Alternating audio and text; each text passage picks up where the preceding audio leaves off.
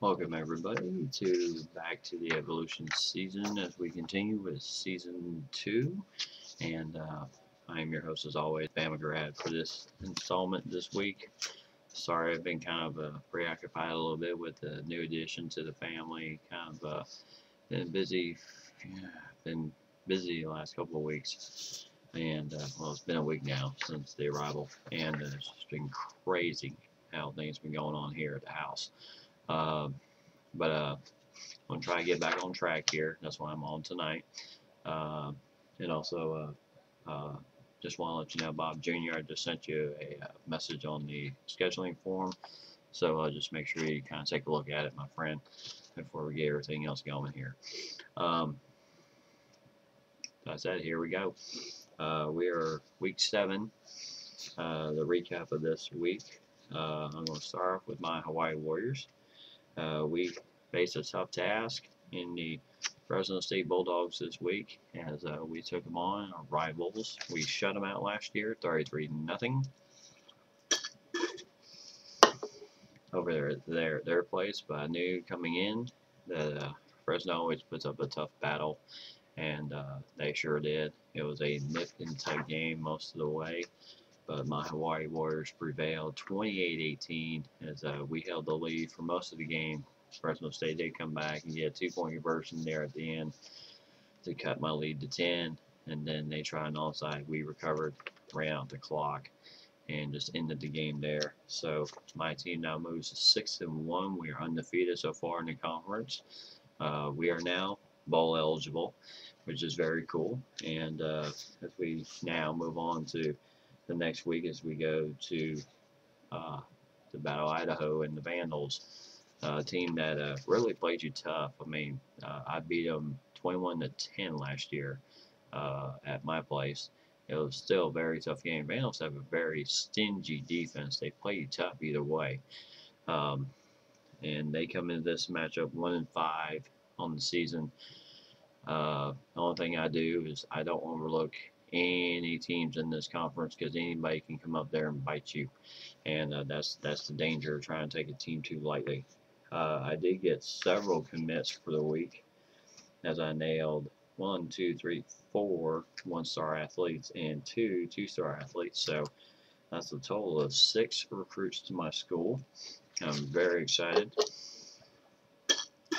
The future looks very bright for my Warriors as we continue the train on this year, as we continue to play well under both our senior quarterback leaderships of Moniz and Austin. Moving on, age 22 in Colorado State. He had to battle BYU, and I was expecting a little bit tougher game out of this, but it didn't happen. Age 22 had this game wrapped up fast as he rolled BYU 31-6, and he goes to 5-1. He is now looking in towards the next game to become bowl eligible, and certainly I hope he gets it as he did the job on him.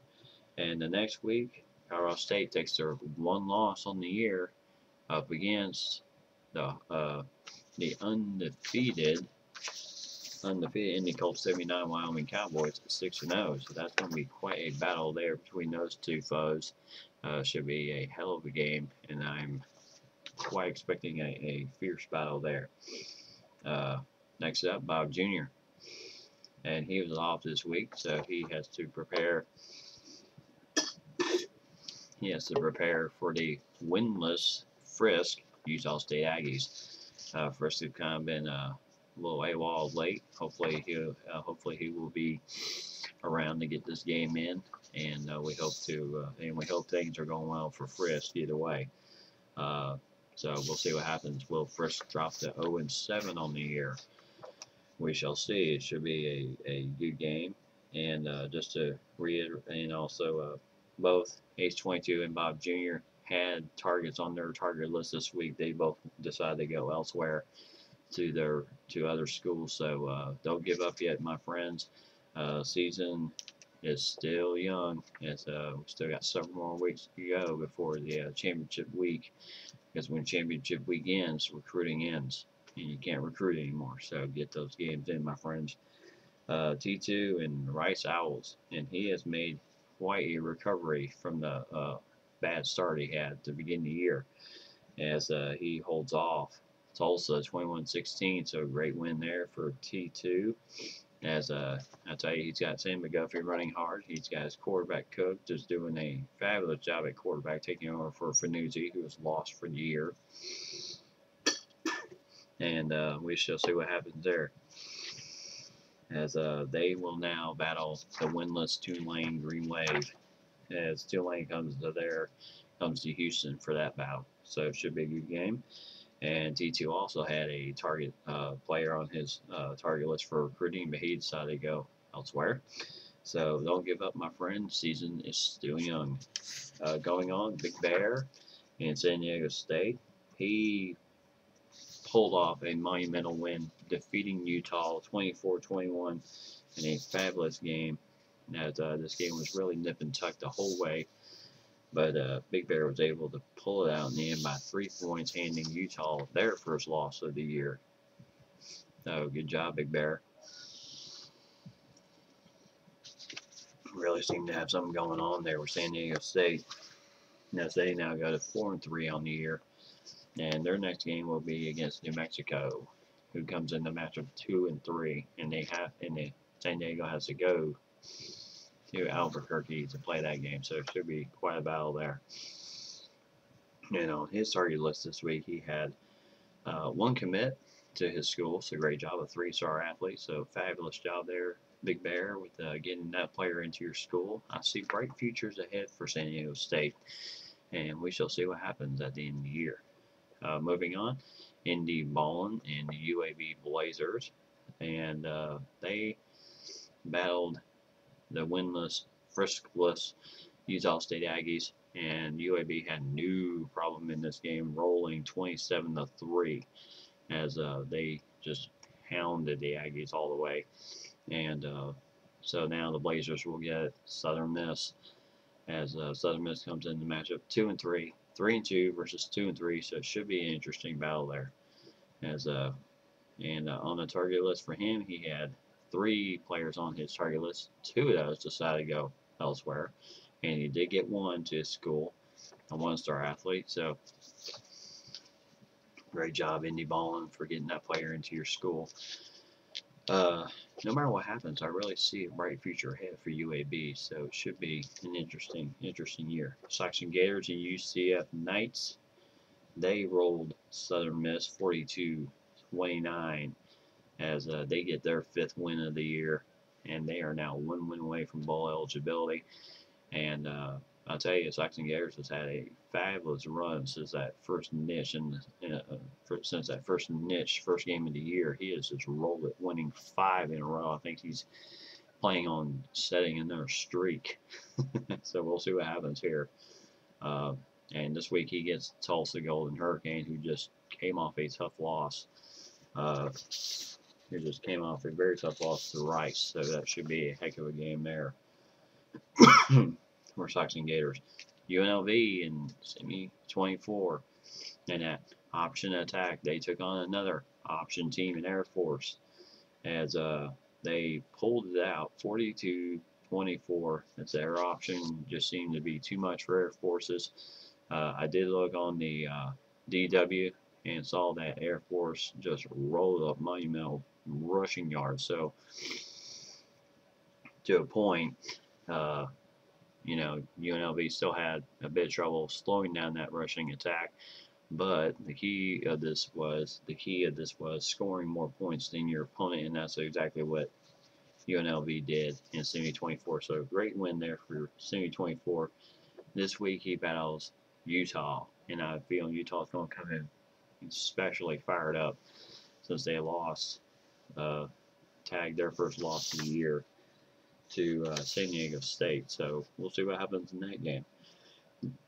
Best of luck to you, my friend. Fred, Emma Frisk, Utah State Aggies. He was AWOL for this game against UAB. His team lost 27-3. What else can be said? He is 0-for-6 on the year, and this week he battles Junior Louisiana Tech, and we shall see what happens. It should be quite a ball game going into this game, so we'll see what happens. And he had one target player on the target list, but he decided to go elsewhere. So don't give up, Frisk. You can do it, my friend. UTEP and RY2Y32. He rolls Tulane 36-22. No problem with the goal with the green wave.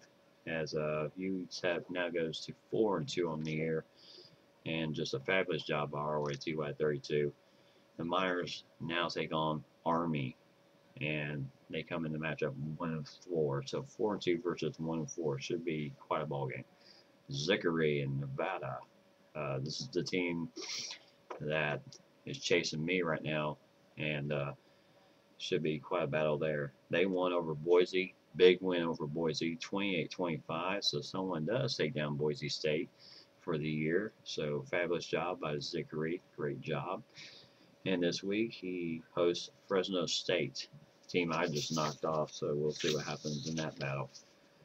And also he had 3 target lists on his recruiting front. Did not land any of them. So keep plugging hard, Zickery. You're going to get those boys in there no matter what. And last but not least, an ND Colt 79. He's got the most impressive role right now. Wyoming 6-0. Who would have thought? 6-0 Wyoming. I certainly would not have thought of that. But Wyoming rolled New Mexico 42-17 to go to 6-0 on the year. And the next battle will be Colorado State in H22, 5-1 versus 6-0. Battle for this conference is going to be tough, and it's probably going to come down to this game. So we shall see what happens here. Also on the target list for recruiting, he had 1 player on the target list. He did land him. So great job, Indy Colt 79, for getting that player in there as we move on in the season.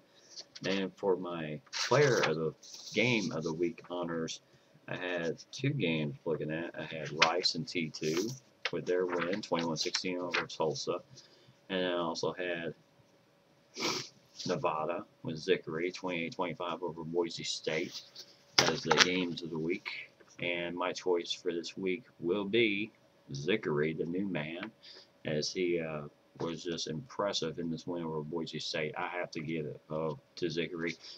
1, due to the fact that they beat Boise State, and 2, no matter what happens, the conference is probably going to come down to our game in week 13. So it should be an interesting game as long as I get finished out going into that game, as long as I finish strong, because I also have to deal with Boise State. So I might get with Zickery and figure out a game plan on how to stop Kellen Moore, because obviously he figured it out. But we shall see what happens. As this week here comes to a close, gentlemen, I will see you in a few for week 8.